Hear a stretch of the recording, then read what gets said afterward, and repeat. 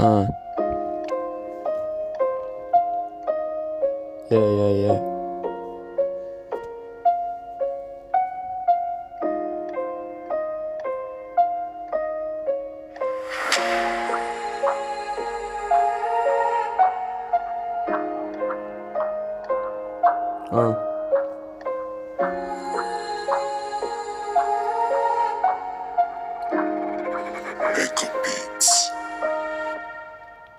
حالم گیری شده بعد تو ببین نمیاد هیچکی بچشم بعد تو ببین نمیخواستم از اولم که بری خودت قول داده بودی گفتی بریم از اینجا هموندی تو رفتی از اینجا نمیتونم برگردم این راه شدم پس کردم تو اتاق لش بعد تو فکر رو ذهنم شدش کش میدونم میری باش میزنی گشت بعد تو شدم من پسترین و رفتی و شدم من بستری روی تنت لبام بود هر جا که کم می آوردم لبات بود تنها آرامش شبام بود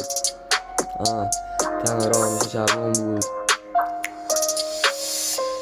دیگه نمیتونم تنهای جایی ازم میپرسن چرا بد بگایی نمیکشم دیگه سخت خدایی تنها کسایی که ولم نکردن و خانواده بعدش رفیقایی که داریم قصد شد این بد بگایی میشه یه بار دیگه منو جا نذاری با خودت ببری بشه گرگو